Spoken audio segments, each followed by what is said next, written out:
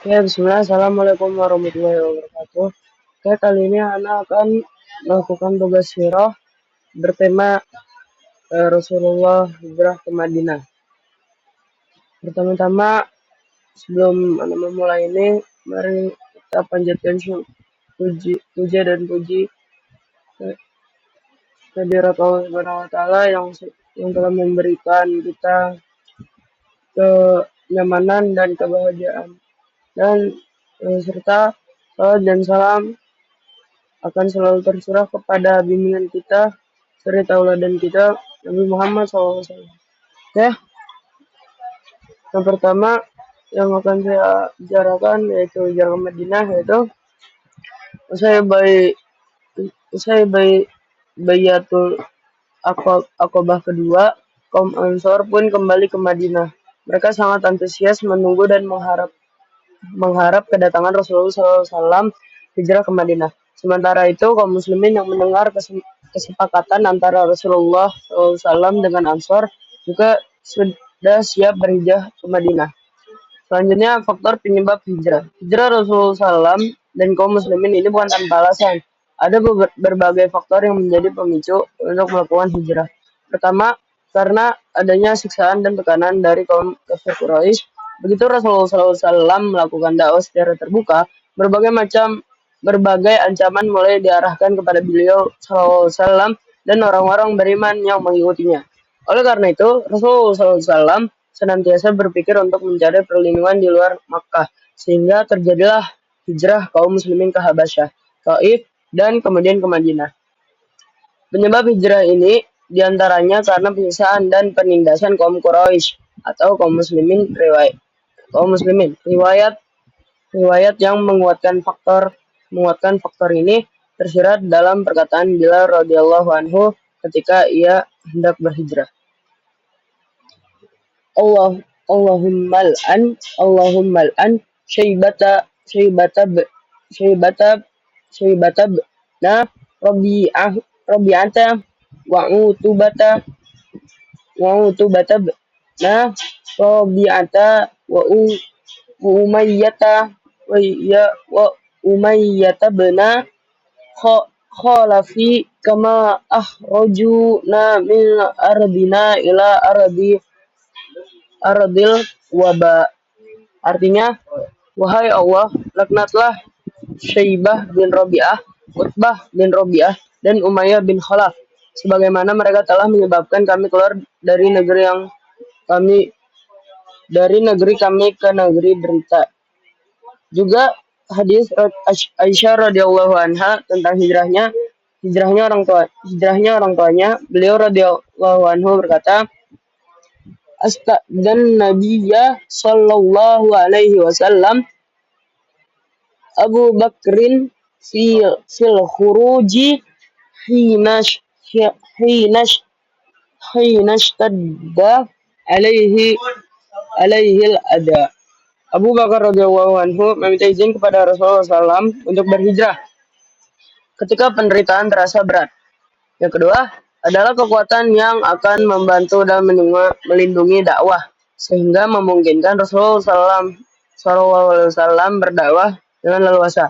Hal ini sebagaimana tertuang dalam Nas Baitul Aqabah kedua, yaitu kaum Ansor berjanji akan melindungi Rasulullah SAW sebagaimana melindungi anak dan istri mereka. Ketiga, para pembesar kaum Quraisy dan sebagian masyarakat Makkah menganggap Rasulullah SAW sebagai pendusta, sehingga mereka tidak mempercayainya.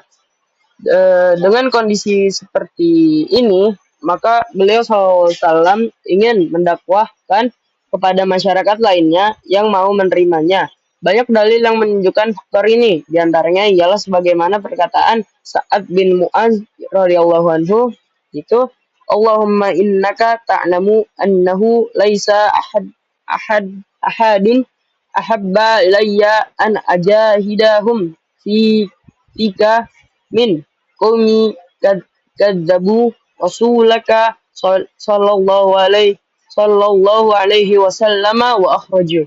Artinya, ya Allah, Sesungguhnya engkau mengetahui, sesungguhnya tidak ada seorang pun yang lebih aku sukai untuk aku jihadi mereka karenamu daripada suatu kaum yang telah mendustakan Rasulmu dan mengusirnya.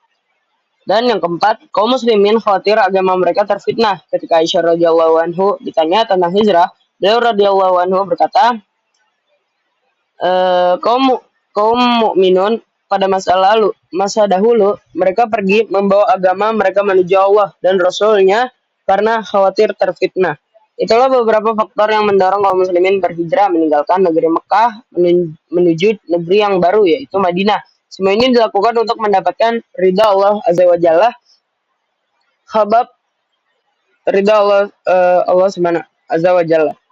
Khabbab radhiyallahu anhu berkata, kami hijrah bersama Rasulullah SAW untuk mencari wajah Allah, sehingga ganjaran kami benar-benar di sisi Allah Azza wa Jalla.